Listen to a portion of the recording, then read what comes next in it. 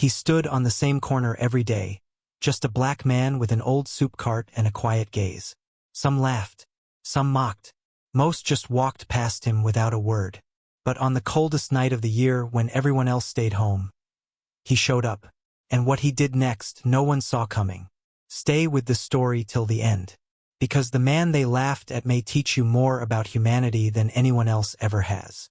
He was there before the first light cracked through the skyline, before the buses wheezed into their stops, before the city even remembered to open its eyes.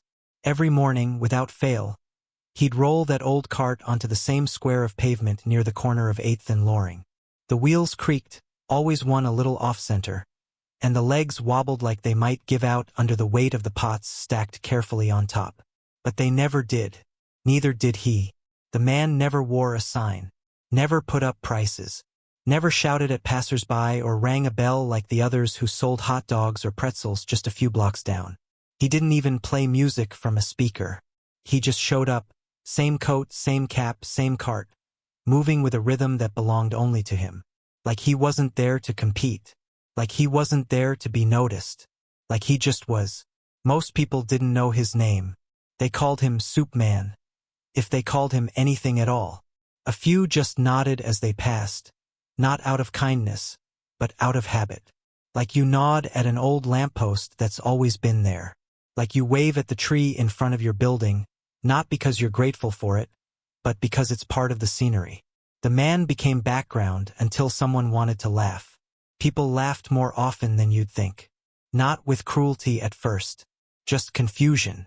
Then came the side eyes, the lifted phones, a giggle here, a whispered, "Why's he even out here?"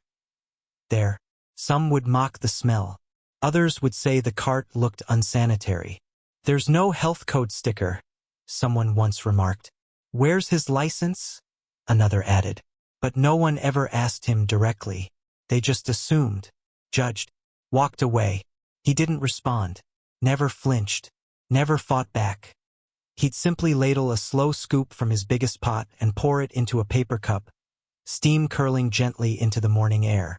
Then he'd place the cup carefully on the tray at the front of the cart and wait. Sometimes someone would take it. Most of the time they wouldn't. He looked older than he probably was. Maybe in his late 50s, but his beard had gone full white, and his hands looked like they'd worked every day of a life no one cared to ask about. He was tall, with broad shoulders that had slouched over the years, not from weakness, but from carrying something too heavy for too long. He didn't talk much, but when he did, if someone asked where the recipe came from or what was in today's pot, his voice was low, smooth, and warm, like the soup itself, like honey stirred into silence. Most days he didn't make much, maybe 5 or 6 cups gone by noon, maybe 10 on the better days. Some he gave away when no one was watching. A cup for the woman with the sleeping bag under the awning across the street. Another for the man who paced the sidewalk with no shoes and too many voices in his head. Those people never laughed. They just took the cup in both hands and held it like it was the first real thing they'd touched all week. Still, the man never asked for anything. No signs, no donation jars, not even eye contact unless someone gave it to him first. He was simply there, reliable as the traffic lights, predictable as loneliness. No one really knew where he came from. He didn't seem homeless, though his clothes were worn thin and his shoes carried more miles than most people's cars.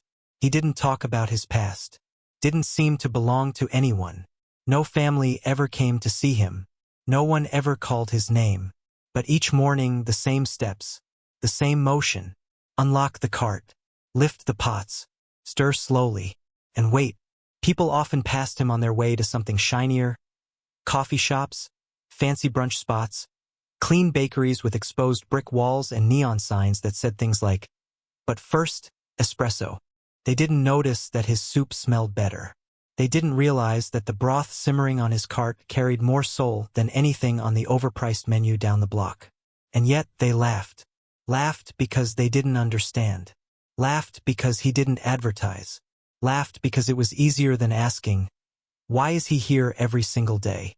But there was something in the way he stood, in the way he stirred, in the way he smiled gently at those who gave him even half a second of human contact, that suggested the laughter never reached him. Not really. As if he had long ago made peace with being misunderstood. As if he had learned to turn ridicule into resilience. The neighborhood had changed around him. Gentrified, some said. Improved, others insisted. New condos, sleek gyms, stores with organic cotton and vegan soap. And still, the man with the soup cart remained, like a stubborn root in soil others tried to pave over. Some weeks it rained. He covered the cart with a tarp, stood underneath a bent umbrella, and served all the same. Some weeks it was 90 degrees in the shade. He kept the broth hot anyway. Some weeks the health department came by, glanced at him and kept walking, unsure whether to classify him as a business or a story no one wanted to deal with. And yet, every day he was there, and maybe that was what made him different. Not the soup, not the cart, not even the silence, but the showing up. Because showing up when no one invites you, when no one pays you, when the world laughs at you, is its own kind of revolution. Long before the world stirred, before the laughter and the glances and the judgments, before the boots of strangers clicked past his cart like it was part of the sidewalk, he stood in his tiny kitchen, stirring a pot that had once belonged to his grandmother. The apartment was nothing special. Just 2 rooms, a rusted sink, and a stove that needed a gentle kick to light, but it held something precious, quiet. And in that quiet, each morning before dawn, the man created something that held more soul than most people would ever taste. The kitchen was always dim at that hour. The fluorescent light buzzed overhead but only half worked, so he lit a small lamp near the counter and let the soft yellow glow wrap around him. Outside, the city still slept. Sirens hadn't started. Radios were off. Only the hum of the fridge and the steady rhythm of his spoon against the pot broke the silence. He liked it that way. Here, in this hour, there were no assumptions, no eyes on him. Just broth and breath and memory. The soup wasn't measured, not really. He didn't use cookbooks or timers. Everything was by feel, by instinct, by generations passed down through hands instead of words. He knew when the garlic was ready by the way the scent rose. Not sharp, but warm, like it was inviting the rest of the ingredients to join. He crushed peppercorns by hand, peeled carrots with the speed of someone who'd done it 10,000 times. He used the same wooden spoon every day, worn smooth at the edges, the grain polished by decades of stirring. The recipe wasn't fancy, not something you'd find on a food blog or in a glossy magazine. It was humble: onions, bones, beans if they were cheap that week, collard greens when he had a little extra, sometimes okra, sometimes rice. But what made it different was not the ingredients.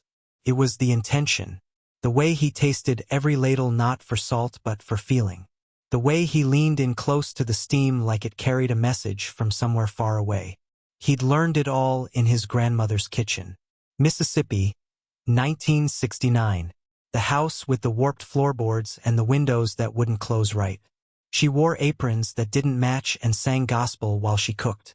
She didn't speak much when she stirred, but she didn't have to. The soup spoke for her. It filled the house with warmth that made you forget the power had gone out again or that the landlord hadn't fixed the heater. When you sat down with a bowl in your lap, it didn't matter what was missing. It only mattered that you were full. She used to tell him, "Soup's the kind of thing you make for people you love, even when they don't love themselves." He never forgot that. After she passed, he kept cooking. For friends at first, then neighbors, then people who wandered in from the cold, then no one, just himself. But still, he cooked, because stopping felt like forgetting. And he couldn't forget her. Couldn't forget what it meant to be fed when the world had nothing else to offer you. So every morning he started the same way. Prayer, a breath, a pot of bones and water, and time. The walls of his kitchen were bare, but the air was thick with memory. As the soup simmered, he'd sometimes sit near the stove and close his eyes, letting the scent take him back. To the creak of the wooden chair under him as a boy. To the way his grandmother would pass him the first bowl and say, "You stir it, you eat first." To the chorus of voices that would follow when she'd carry that same pot outside to feed neighbors too proud to knock. It wasn't just food. It was a gesture, a language, a bridge. And even now, alone in his small apartment, that bridge still existed. He cooked for people who didn't know his name, people who might never speak to him, people who might mock him, avoid him, dismiss him. And still he cooked, because somewhere out there someone would need that warmth. Someone would smell the broth and remember their own grandmother. Someone would take a sip and cry without knowing why. He packed the soup carefully, poured it into 2 thick metal canisters that fit snug into his cart. He wrapped each one in thick towels to keep the heat in. Ladles, paper cups, a small napkin stack. No branding, no menu board, just nourishment in motion. Sometimes he brought cornbread. Not often, it depended on the week. But when he had a little extra, he'd make a pan the night before and wrap each square in parchment like a gift. And just before he left, he'd stand for a moment in the doorway, hand on the knob, eyes lingering over the quiet stove. There was something sacred about that final pause, as if he was checking in with the soul of the pot, asking, is it ready? Will it do what it's meant to do? Will they feel what I felt in this kitchen, what I still feel? He never had an answer, but he always trusted. So he'd step outside, cart rattling behind him, still warm in the belly from the steam, and make his way through streets that barely remembered he existed. The world outside didn't know what he carried. They saw a man with a dented cart and a tired coat. They didn't know about the hours before sunrise, about the stories in the steam, about the ghost of a grandmother humming in every ladle. But he knew, and that was enough. It started with a chuckle. Not loud, not cruel. Just the kind of sound someone makes when they see something that doesn't quite fit the picture they've drawn of the world. A sound that carries more dismissal than anger. A sound that says, what is he even doing here? The man didn't look up. He kept stirring. The chuckle came from a young guy. Mid-20s, slick haircut, lanyard swinging from his neck, a coffee in one hand and a phone in the other. He nudged his friend, tilted his head toward the cart, and laughed again. Soup? Out here? In this weather? He said, not even trying to whisper. His friend smirked. Probably cold anyway. No one's eating that. They walked past without another word. But the man behind the cart felt it. Not in his skin, but somewhere deeper. That place you build walls around after years of being misunderstood. He didn't react. He just ladled another scoop. Let the steam rise between them. Let it speak the words he had long stopped wasting. But it didn't stop there. A few days later, a woman took a photo. She stood across the street, angled her phone just right, and snapped a shot of him standing with the cart. He saw the flash, unnecessary in daylight but still there, and the way she looked down at her screen, smiled, and typed. He didn't need to see the caption. He already knew it by heart. Hashtag only in the city. Hashtag what is this guy even doing? Hashtag someone tell him to go home. That photo made its rounds. Found its way into stories told over brunch, into group chats, into coffee shop gossip. There's this guy who sells soup out of a cart, they'd say, chuckling. No signs, no branding, just standing there like it's still 1962. They called him names without using words. Just looks, just smirks, just that way people glance and then glance again to make sure someone else saw what they saw, so they can laugh together instead of alone. But he was used to it, not numb. Not indifferent, just practiced. There was a rhythm to their laughter, a predictability to the side eyes, a routine to the dismissiveness. It came in waves during the 8 a.m. rush, when suits hustled toward the subway, during the 12 o'clock lunch crowd, when women in heels and men in designer coats walked by with overpriced salads and called his presence quaint, during the 4:30 school let out, when teenagers joked loud enough for him to hear. Yo, this dude got soup again. Who eats street soup? I bet he's using dishwater. You think it's free if you pretend to be homeless? They didn't ask questions. They made statements disguised as jokes. And even the kindest among them didn't stop to consider there was more to the cart than broth. He heard it all. And he served anyway. He didn't serve for them. There were days the laughter was louder than the city noise. Louder than the buses and sirens and construction. Some days, it came from people who didn't even slow down, just drive-by comments, words tossed like trash over a shoulder, meant to bruise but not enough to be called cruelty. But bruises are still bruises, even when they're invisible. And the worst part? It wasn't the outright mockery. It was the subtle shift in posture when people passed him. The way they'd tighten their grip on their bags. Cross the street early. Whisper without whispering. To them, he was strange. A misfit. A relic from something they couldn't name. Something that made them uncomfortable not because it was threatening, but because it wasn't curated. Because it didn't belong to their version of progress. A few even asked, with a tone dipped in condescension, "Why are you doing this?" He'd just shrug. Because someone's hungry. That answer never satisfied them. Because they weren't hungry. Not for food. Not for meaning. They were hungry for proof. For polish. For packaging. They wanted to know where his permit was. Where he sourced his ingredients.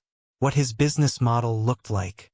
They wanted Instagram handles and branded cups and QR codes taped to the cart. But he had none of that. He had a wooden ladle, a rolling cart, and a story no one wanted to hear. So they laughed. Because laughter is easier than listening. But not everyone mocked him outright. Some were subtler. A smile that didn't reach the eyes. A compliment wrapped in discomfort. "You're still doing this, huh? That's nice." A tip dropped into his hand like a favor, not a thanks. He never asked for pity, but it came anyway, and yet he returned. Every day. Not because he was a martyr, but because he knew something they didn't. He knew that soup made in silence can heal louder than words. He knew that those who laugh today might return tomorrow when their world tilts unexpectedly. He knew that ridicule is just another form of blindness. And so he showed up, and kept stirring, kept serving, kept standing. Even when the city pretended he wasn't real. It was a Thursday when it happened. Not a special Thursday. Not a holiday. Just one of those days that looks like every other if you're not paying attention. The sun was just breaking through the cloud line, and a breeze had rolled in from the river, sharp enough to make people pull their collars tight and walk a little faster. The man was already in his usual spot. The cart was uncovered, steam rising gently from the pot. Everything smelled of black pepper, thyme, and something nostalgic, something that clung to the air long after you passed him. He had just served a quiet man in a denim jacket, a regular who never said thank you, but always took the soup with both hands when it began. Across the street, a small crowd had gathered. Maybe 10 people standing with phones out watching something or someone argue with the security guard from the new cafe. The kind of drama the city fed on. But as the shouting faded, attention shifted. The crowd, hungry for distraction, looked for something new to aim its gaze at.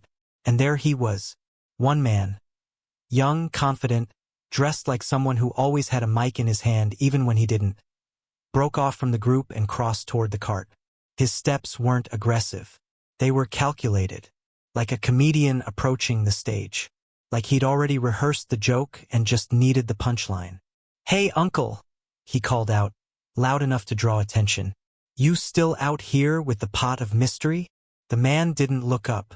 He ladled slowly. The cup filled. "Come on," the guy laughed.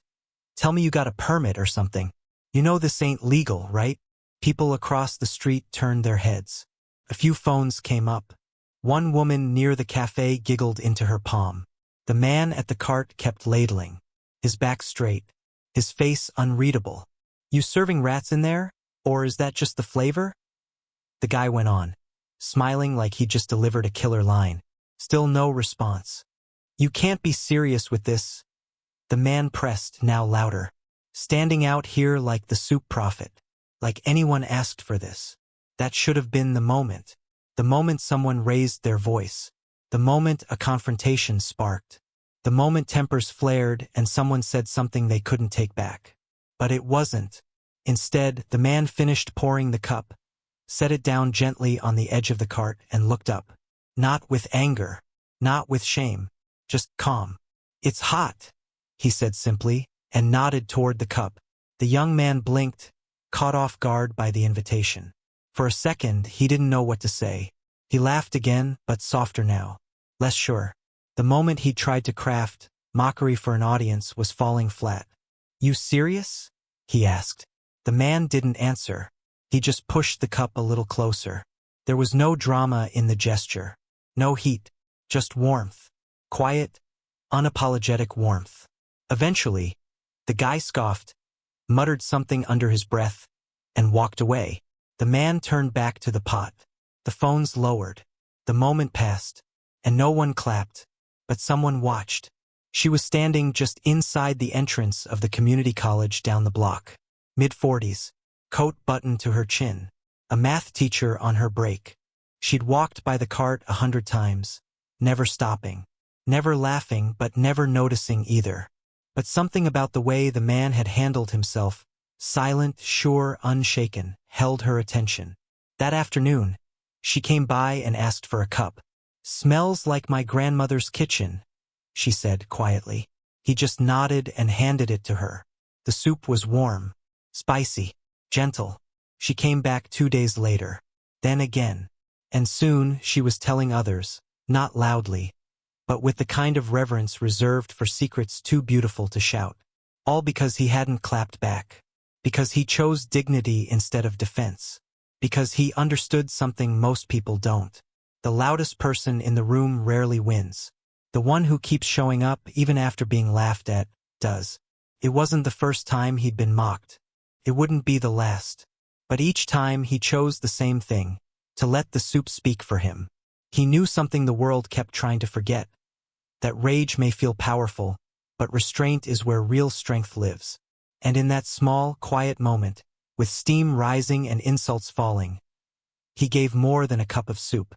He gave a lesson the crowd didn't know they were watching. A lesson about what it means to be unshakable. About what it means to serve anyway. About what it means to love a city that doesn't always love you back. He could have clapped back, but he didn't, and because of that something shifted. Not in the man who yelled, but in the people who were watching. The sun was low that day, slanting long shadows across the concrete, turning every sidewalk crack into a deep line etched in gray. It was the kind of light that made everything look softer, but colder too, beautiful in a way only late autumn can be. The air carried that scent of things drying up. Leaves, with smoke, the metallic breath of winter getting close. People walked faster in weather like this. They buried their hands deep in coat pockets. They kept their heads down and moved like errands were emergencies. The man was in his usual place. Same cart, same silence, same scent curling through the street like a slow song no one remembered the lyrics to. He'd served 3 people already, quietly, respectfully. A construction worker with grease on his palms who nodded once in thanks. A woman in hospital scrubs who asked nothing, just held the cup to her lips and exhaled. And a regular, the old man with the permanent limp who always muttered, "You the only one who knows how to season things right." Then there was a lull. For a few minutes it was just him and the steam. And that's when he saw the boy. At first it was just movement out of the corner of his eye, small, quick, uncertain. Not the confident stride of a kid heading somewhere. More like drifting. Like the boy hadn't meant to walk this far but didn't know where else to go. He was maybe 9 or 10. Black hoodie too big, sleeves covering his hands. Backpack slumped over one shoulder. And no shoes. No shoes. Just socks, gray, dirty, torn at the heel. His toes curled slightly with each step on the cold cement, and he moved like every contact with the ground was a question he didn't know how to ask. The man didn't speak, didn't wave, just watched. The boy came closer, then stopped a few feet away. He didn't say anything, just stood there, shifting from foot to foot, not making eye contact. He glanced at the cart, then down at the street, then back at the cart. He looked like someone who wanted to disappear, but couldn't. The man reached slowly for the ladle. The boy didn't flinch, but his shoulders tensed. The man scooped the soup, gently, like he was trying not to disturb something sacred. He poured it into a cup. Steam rose, garlic, thyme, onion. He bent slightly and placed the cup on the edge of the cart, then stepped back. The boy didn't move. "It's hot," the man said softly, the same words he always used. Still, the boy hesitated. He looked around, at the people walking by, at the bus stop across the street, at nothing in particular. Then, quietly, he stepped forward, took the cup, held it in both hands. His eyes didn't lift. He said nothing, but his grip told a story. The man nodded once, then returned to the pot. The boy stood there, sipping slowly, not gulping, just tiny careful sips like he didn't want the moment to end too quickly. After a few minutes, he looked up. "Is it okay if I stay here?" His voice was barely more than a whisper. The man nodded. "Course." The boy sat on the curb, knees pulled in, cup between them. He didn't speak again, didn't explain, and the man didn't ask. But there was something in the way the boy kept glancing at the cart every few seconds. Like it was an anchor, like it made him feel less invisible. For almost an hour he stayed, quiet, still, sipping the soup until it was gone. He didn't ask for more, didn't make a scene, just stayed near it, near him. Eventually a woman, likely his older sister, judging by her panic, came running up the block. She saw him, rushed over, scolded him gently, wrapped her arms around him like she was afraid he'd vanish if she let go. She glanced at the man behind the cart and mouthed something that might have been, "Thank you." Then she led the boy away. He looked back once, just before they turned the corner. And for the first time he smiled. Not wide, not bright, just enough to say, "I saw you, and I felt seen." After they were gone, the man went back to stirring. Same rhythm, same calm, but something had shifted. Later that week, the boy came again, this time with shoes, still quiet, still tentative. But he approached the cart without fear. They didn't talk much, but the soup was poured. The curb was sat on. The smile came a little sooner. The boy became a regular. And over time, others came too. It wasn't dramatic. There was no headline, "Local man feeds child in need." No viral video, no fundraiser, no press release. Just a bowl of soup. Just kindness without a camera. Just a boy with no shoes, and a man who didn't ask for his story before feeding him. That one moment, so small, so silent, was the shift. The start of something that would echo far beyond a single curb. Because someone finally approached the cart not with laughter, not with suspicion, but with hunger, humility, and hope. And the man met it with warmth. That's all. That's everything. It didn't start with a post, or a sign, or a grand gesture. It started with a boy sitting quietly on a curb, holding a cup of soup in both hands like it was the only thing in the world that made sense. And someone saw it, noticed without needing to ask questions. A woman waiting at the bus stop across the street. Her coat pulled tight, earbuds in, eyes darting between the boy and the man with the cart. She didn't come over that day, but she watched, saw how the boy sipped slowly, how he didn't fidget, how the man didn't press, just stayed still, just served. She came back the next day, didn't say anything at first, just walked past, slower than usual. Then again 2 days later, and that time she stopped, stood near the cart, eyes down, and said softly, "Smells like something my grandma used to make." He smiled, barely, ladled the soup, handed it to her, and from there, the air began to shift. Not loudly, not quickly, but shift it did. A regular walked by and paused, surprised to see someone else taking a cup. The next day, another person asked if the cart had a schedule. Then someone else, a man who used to walk past with a smirk, simply stopped and watched, said nothing, just stood there like the smell had slowed him down in a way he couldn't explain. One afternoon, a nurse from the nearby urgent care came by, asked if the soup was vegetarian. He said, "Sometimes," with a smile. She took a cup, came back the next day with a colleague. Soon they were coming in twos, in threes. Not crowds, never crowds, but a steady stream of people who had once walked past him like he was just another piece of street clutter, now hesitating, now stepping closer. Word had spread, not through flyers, through feeling, through the slow, sacred passing of presence. The woman from the bus stop told her mother. The mother brought her neighbor. A teenager snapped a picture, not to mock but to remember. She posted it with the caption, "He's been here every day for years. And today I finally stopped." The photo got shared, not 1,000 times, Not viral. Just enough. Enough for one woman in an apartment 3 blocks away to whisper, "You know who that is? That's Mr. Franklin. He used to cook at that shelter before they shut it down." Enough for someone to say, "Wait, he's still doing that?" And so they came, one by one, tentatively at first, unsure if they belonged, unsure if he wanted the attention. But every time he greeted them the same way, not with salesmanship, with stillness, with a ladle in one hand and warmth in the other. The menu never changed. The cart never got upgraded. He didn't start printing stickers or opening social media accounts. He didn't raise his voice or start calling out to passersby. He just showed up.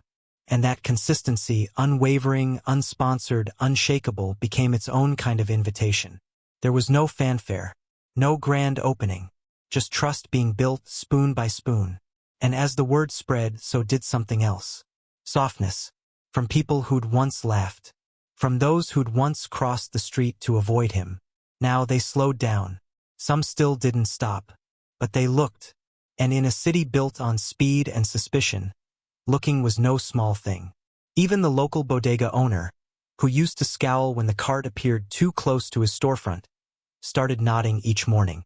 One day he handed the man a bag of extra bread. Didn't say anything, just passed it over and walked back inside. And the man, as always, accepted it with quiet grace. There was a new rhythm now, a slower one, where people didn't rush past him with their headphones blaring and eyes blank, where children tugged at their parents' sleeves and pointed. "He's the soup man," they'd whisper. He helped the boy with no shoes.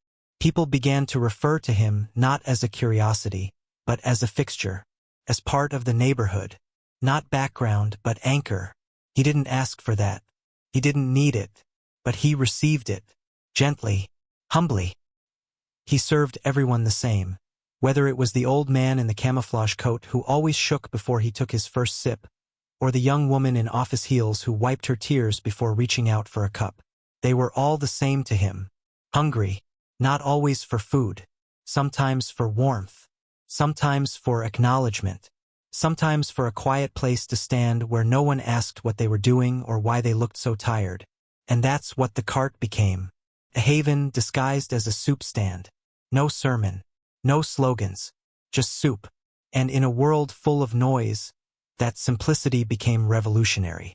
It traveled faster than hashtags. Because kindness, when consistent, when quiet, when offered without angle, spreads differently. Not like fire, but like light. And on streets where too many had been walking in the dark for too long, that mattered. It was the kind of cold that bit through coats, slid under cuffs, and burned the tips of ears. The kind that made even the wind sound sharper. People didn't linger in that weather. They moved quickly, heads down, fingers clenched, breath fogging in front of them like smoke from a train engine. The city didn't slow, it braced. Weather alerts had gone out the night before. Historic low temperatures expected. Shelters at full capacity. Travel only if necessary. Schools stayed open but barely. Stores closed early. The streets emptied before sundown, as if even the buildings had decided it wasn't worth standing tall against the cold. And still he came. Before the light broke. Before the buses rumbled through snow-flecked streets. Before anyone else dared. The man pushed his cart slowly, wrapped in an extra layer that didn't match. Someone else's coat. Sleeves too long, shoulders too broad. His hands were gloved, but he held them close to his chest anyway, as if guarding the warmth of the pots he had packed with even more care than usual. He had started at midnight, boiling water, chopping vegetables, simmering bones until they fell apart. This time he had cooked 4 pots instead of 2. This time he had made cornbread 2 trays, each square wrapped in foil, stacked like small gifts. He didn't know why exactly, only that something in him said, they'll need more today. Not more food, more warmth, more presence, more proof that someone thought of them before the frost set in. He set up near the shelter gate, not right in front. He knew better than to draw too much attention, but close enough that those who couldn't get in, who hadn't made the list, who'd been turned away because there simply wasn't room, would see him. He didn't call out. He didn't wave. He just opened the lids. Let the steam rise.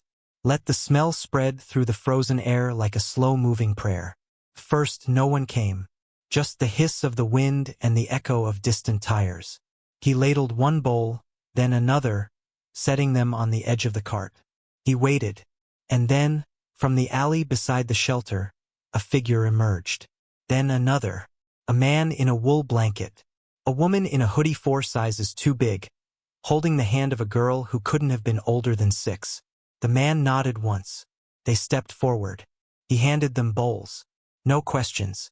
No explanations. No qualifiers. Just soup. Then more came. Not a stampede. A stream. Some knew him. Some didn't. Some had mocked him before. Now they just stood quietly, hands extended, breath shallow from the cold. He didn't rush. He didn't ration. He served each one as if they were the first person he'd seen all day. A man with frostbitten fingers whispered, "I thought you wouldn't come today." The man behind the cart only smiled.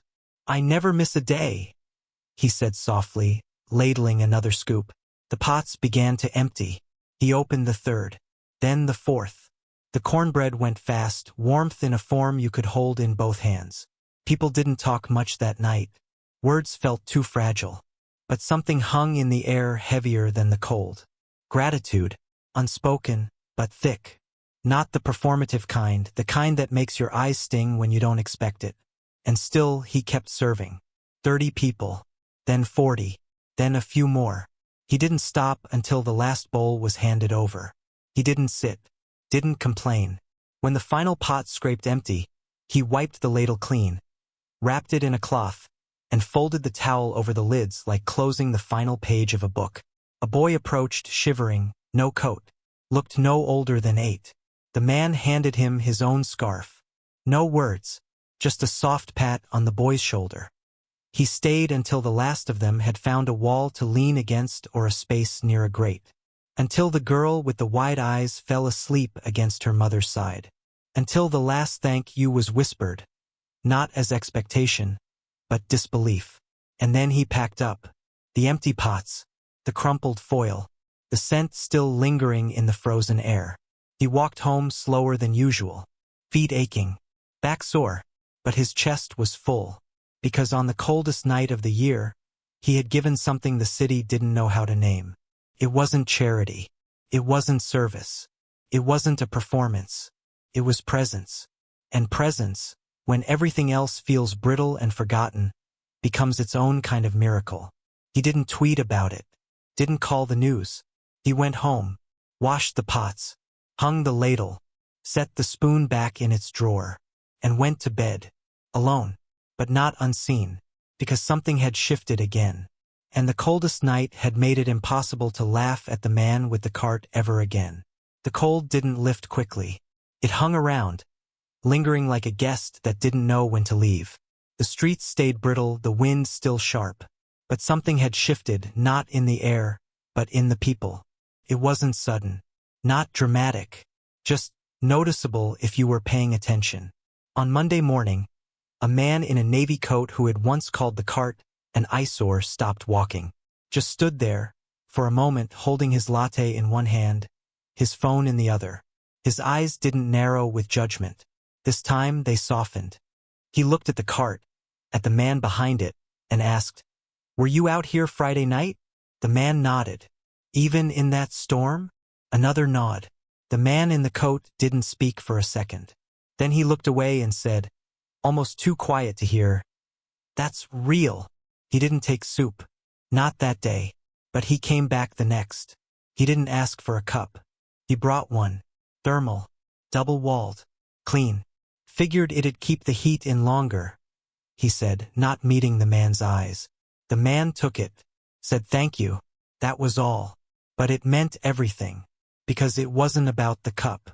It was about recognition. One by one they came back. The nurse from the urgent care brought gloves, new, still in the package. A woman from the finance office across the street dropped off a box of tea bags. Said, "Just in case you want to offer something warm that isn't soup." A man who used to laugh brought a roll of paper towels and stayed long enough to help wipe down the cart. And then came the questions. Not the condescending kind. The curious kind. Do you make it all yourself? Where'd you learn to cook like this? Do you sleep okay, man? I mean, do you rest? And the man would answer when he felt like it. Not with long stories, but with just enough. Learned from my grandmother. I cook before the sun. Rest comes when the pot's empty. No one tried to fix him. No one offered to help him go viral. They just stayed longer. They lingered. And that was new. Even the city's rhythm seemed to shift slightly. The security guard who used to look the other way now waved each morning. The woman who once took his picture as a joke brought her son to meet him. He's been asking about you, she said. Wants to know how you make it taste like that. The boy asked, is it a recipe? And the man smiled. Sort of. But mostly it's remembering. People came back different. Not louder. Quieter. Not embarrassed. Humbled. The woman who never made eye contact now brought hand warmers in a paper bag. The teenager who once mocked him now walked past slowly, headphones off, face serious. Some said nothing. Some said thank you. Some cried without meaning to. And all of it, the stares, the silence, the softening, proved something he had always known. Sometimes the best way to be seen is not to shout, but to stand still long enough for the world to come back to itself. They came back changed, not because he preached or begged, but because he showed up when no one else would. They didn't just see the soup anymore. They saw the man, not as an oddity, not as a background character, but as someone who, in the coldest moment of the year, had remembered what it meant to be human. And they returned to him not just for food but to feel that again. He never asked for thanks, never hinted at needing it. Some people do their work in the open, hands outstretched for applause. But the man with the soup cart never waited for claps. He waited for pots to empty, for bellies to fill, for people to keep coming back. Not for him, but for something they couldn't quite name. Something warm. He didn't even notice, at first, that the shelter had started setting a space aside. Not a seat, place. Just inside the gate, under the small awning where the wind didn't bite so hard. A spot was cleared each day, big enough for the cart. The staff never said anything. They didn't need to. It was understood. Someone always brought out a folding table. Someone else plugged in a small heater nearby. And when he arrived, there was always an outlet waiting, an extension cord looped just so. No one told him he was welcome, but everything around him whispered that he was. Then, one morning, the shelter director approached. A woman with thick glasses and tired eyes who had once walked past his cart a dozen times without looking up.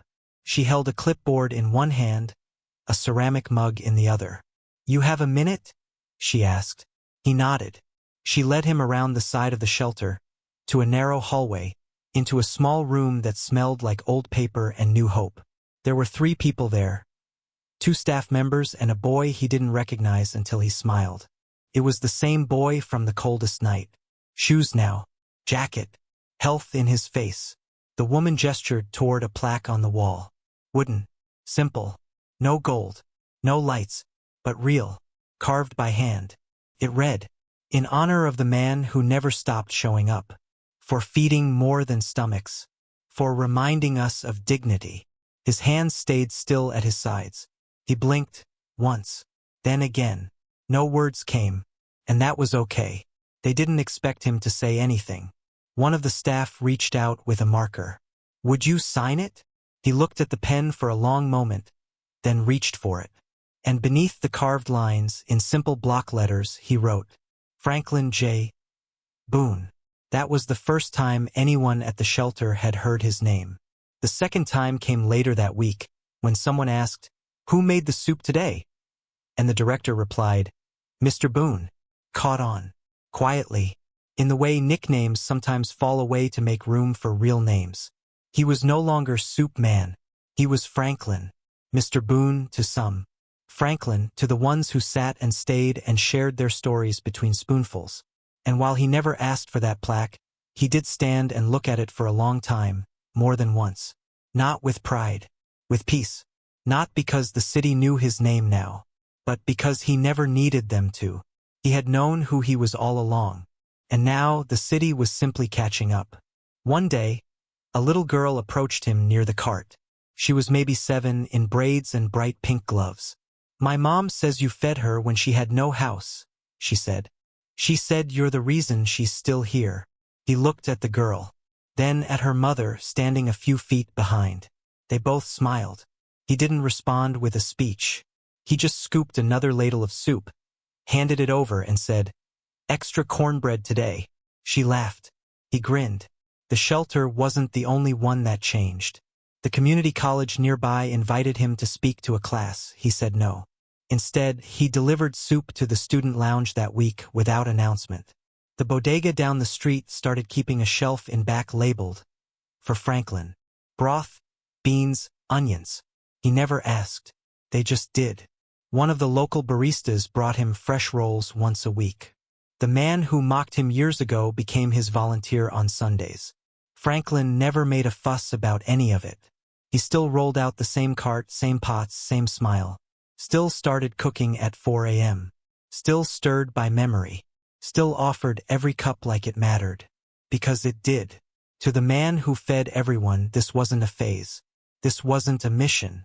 This was his way of saying "I see you." His way of remembering those who fed him once. His way of continuing what his grandmother taught him. You make soup for the ones who've forgotten what it feels like to be full. And in doing so, he made his city feel seen again. Before you laugh at the quiet ones, take a second look. Look past the worn coat, the chipped cart, the silence. Look past what you think you know. Because once, that corner was just a spot where a man stood with soup and no sign. And people laughed. They called him strange, called him background, called him invisible without ever using the word. He didn't answer them, didn't match their volume. He stirred. He showed up, day after day. And when the cold came, the kind of cold that shuts a city down, he came anyway. He fed the people no one remembered. He wrapped scarves around children who didn't ask. He passed out cornbread like it was gold, and made a concrete sidewalk feel like home. No news vans came, but people did, and they came back changed. So if you walk past a man and see nothing but what the world calls ordinary, pause, because maybe he's someone like Franklin Boone. Maybe he's feeding a shelter with a pot his grandmother used to stir, long before you were born. Maybe he's saving someone without ever saying the word. Maybe he's building something that doesn't show up in algorithms. A legacy made of ladles and silence and love. We are trained, especially now, to look for loud. Loud gets likes. Loud gets shared. But some stories, the ones that stay with you, whisper. And Franklin's story? It never shouted. It simmered. Until you realized you'd been warmed by it all along. So the next time you're tempted to dismiss the one who doesn't advertise, the one who stands alone, the one who doesn't try to prove anything, stop. Ask yourself, what if the person you overlooked is the one who shows up when everyone else disappears? What if the man you laughed at for selling soup was the only one who knew what it really meant to serve? Franklin Boone didn't come to save the city. He just refused to forget it. He remembered the names no one wrote down. He remembered that hunger is not always about food. He remembered that presence can heal. And for that, for showing up in the cold, for standing still when people walked past, for feeding more than mouths, he became something no one could mock anymore. He became necessary. Not because he demanded it, because he lived it. So before you laugh at the quiet ones, ask yourself if you're ready to carry what they've carried. And if you're not, step aside. Let them work. Because the quiet ones, they're already building something better.